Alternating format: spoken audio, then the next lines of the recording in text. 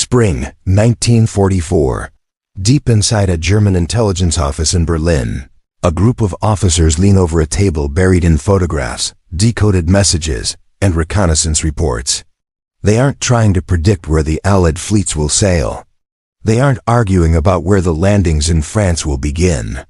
That night, all of their attention is fixed on one man.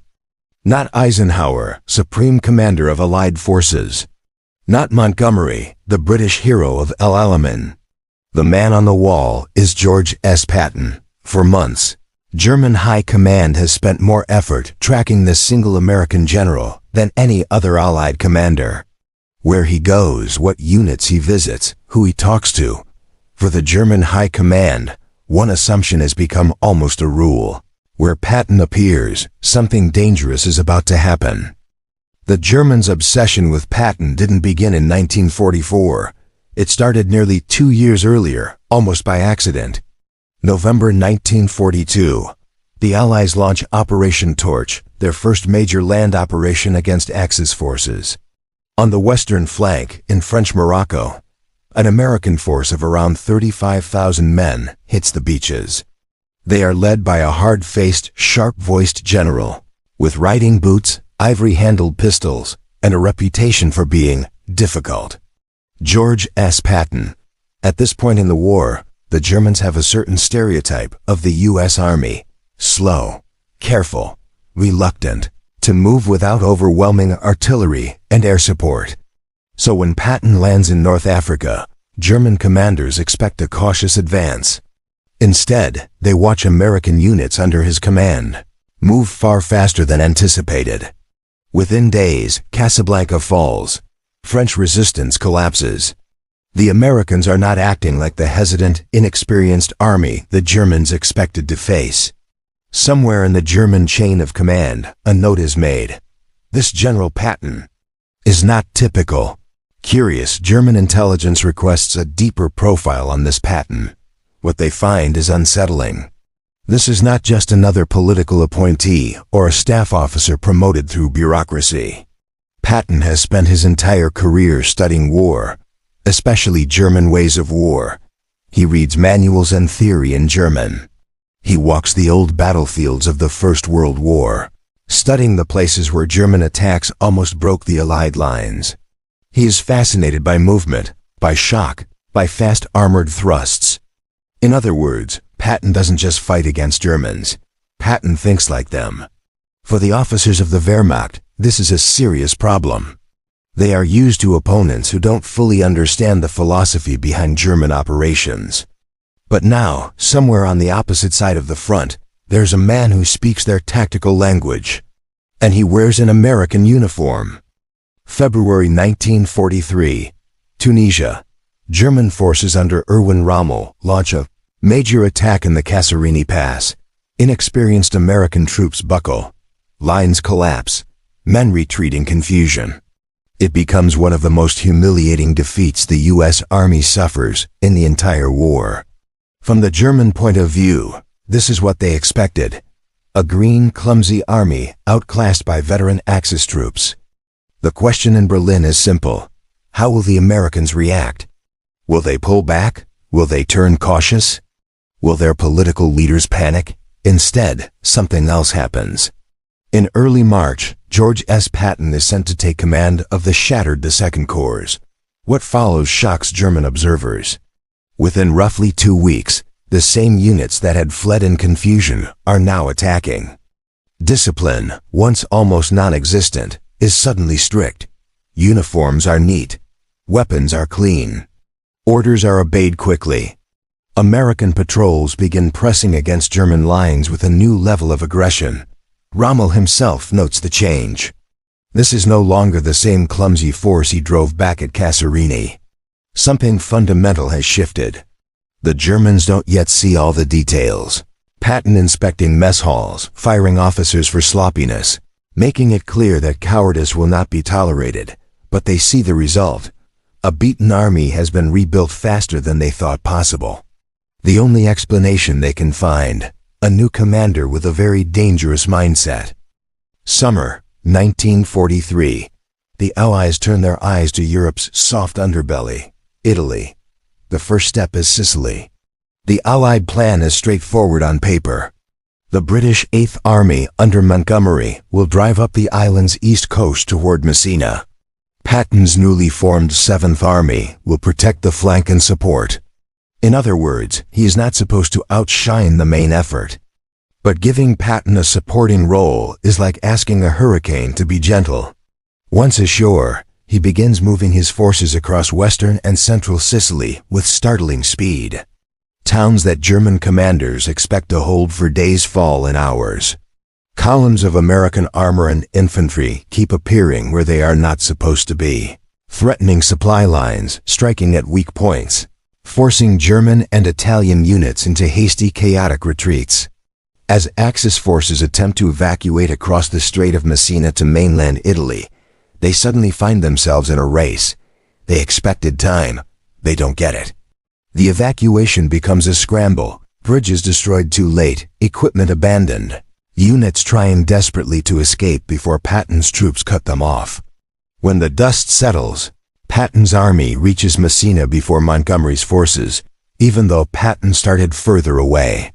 For German officers analyzing the campaign afterward, one impression stands out. Patton fights like a panzer commander. He takes risks. He drives hard at weaknesses.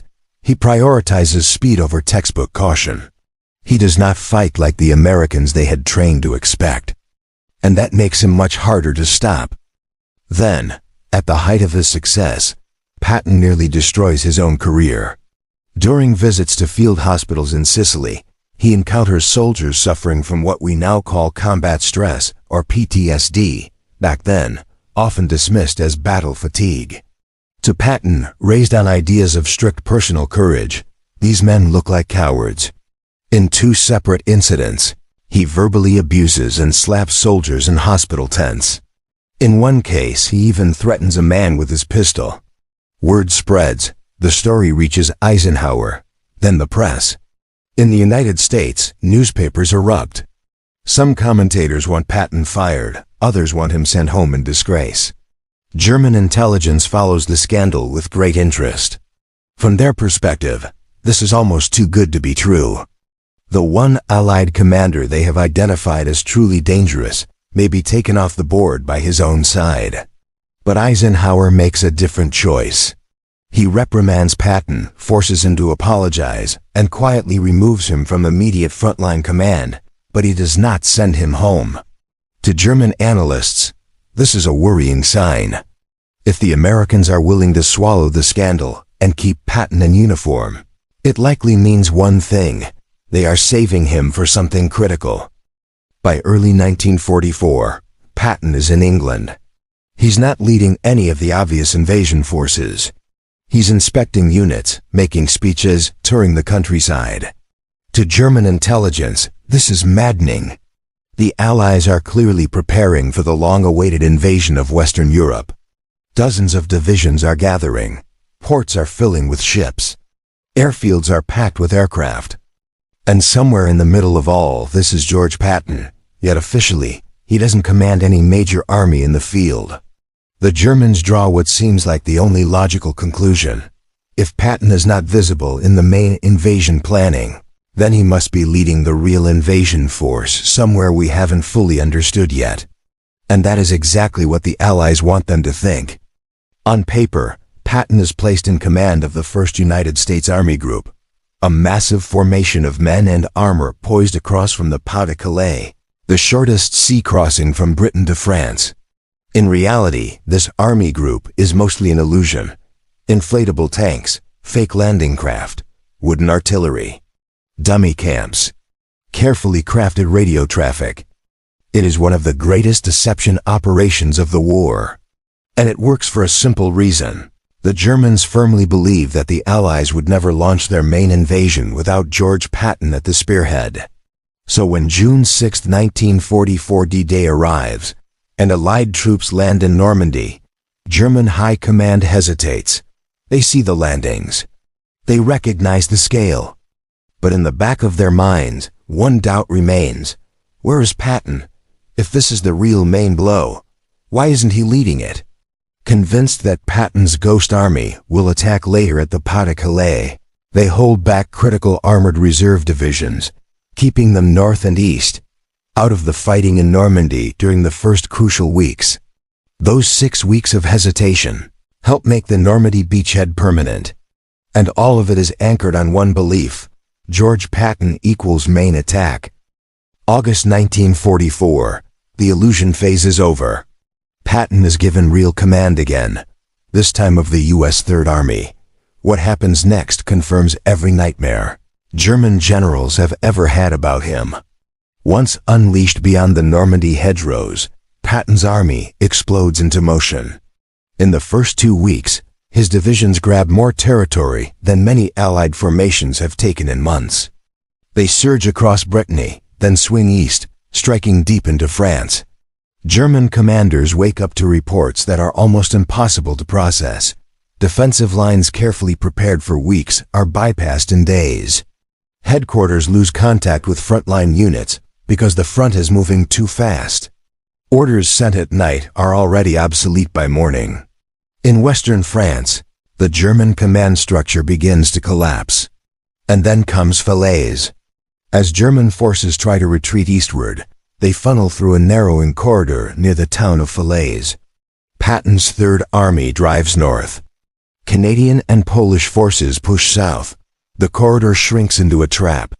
Tens of thousands of German soldiers find themselves caught in a boiling cauldron of artillery fire, air attacks, and encircling troops. Vehicles are abandoned. Bodies and wreckage clog the roads. Some German officers who survive will later describe the destruction in the Falaise pocket as even more traumatic than Stalingrad. At Stalingrad, they say, at least there was time to prepare for the end. With Patton, there is no time. December 1944, Hitler makes one last desperate gamble in the west. German forces smash into Allied lines in the Ardennes forest, creating the massive bulge in the front that will give the battle its name. The Battle of the Bulge. Snow, fog, and surprise help German armor punch through thinly held sectors. American units are overrun. Towns fall.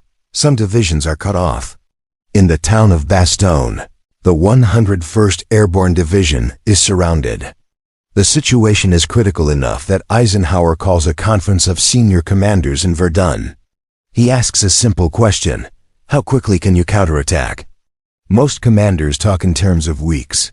Shifting major armies in winter on destroyed roads requires time, fuel, planning. Patton gives a different answer. He says he can attack in 48 hours, with 3 divisions pivoting his entire Third Army north almost 90 degrees. Some in the room think he's joking. Others assume it's just Patton boasting. But what they don't know is that he has been preparing for this possibility for days. Thanks in part to his intelligence officer, who suspected a German blow coming, Patton already has contingency plans ready. The moment Eisenhower approves the counterattack, Patton makes one phone call. Orders ripple outward. Convoys begin to move. Traffic control points are set up. Fuel is rerouted. More than 200,000 to 250,000 men, thousands of vehicles, guns, and tanks begin an enormous, coordinated turn through icy, crowded roads. Within the very window he promised, Patton's forces are hitting the southern flank of the German offensive. When German commanders are later asked what went wrong in the Ardennes, many give a similar answer. They assumed the Allies would need far more time before mounting a serious counterattack. They were wrong. They misjudged Patton, again. After the war, Allied interrogators sit down with captured German generals. They ask them about the men they faced. Which Allied commanders did you respect? Which did you consider predictable? Which did you truly fear? The pattern in their answers is striking. British General Montgomery, they say, is cautious and methodical. He builds up strength, prepares carefully, and rarely surprises. That makes him easier to anticipate. American General Bradley is solid and professional, but relatively conservative.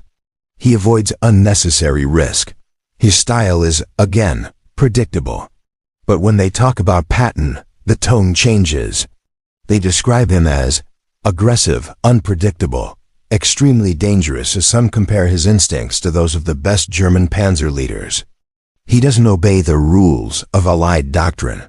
He pushes his logistics, attacks before defenders are ready, and keeps moving when others would halt. For German commanders trained in the doctrine of Auftragstaktik mission-type orders, emphasizing initiative and speed, Patton is disturbingly familiar. He fights a kind of war they recognize as their own. Only this time, they are on the receiving end. They are used to being the predators. With Patton on the battlefield, they begin to feel like the prey. One German field marshal would later summarize it this way: Patton was the supreme master of mobile warfare, and among all Allied generals, he was the one the Germans feared the most. From the deserts of North Africa, across the hills of Sicily, through the hedgerows of Normandy, and into the frozen forests of the Ardennes, George S. Patton built a reputation for speed, violence, and relentless forward motion. The Germans did not fear him because he was reckless. They feared him because he understood them. He studied their tactics, absorbed their doctrines, and then turned those ideas back against their creators with American resources and industrial power behind him. To the generals of the Wehrmacht, George Patton was more than an enemy commander. He was a mirror, a reflection of the kind of war they believed in. Only faster. Only more relentless. And in the end, that was what truly frightened them.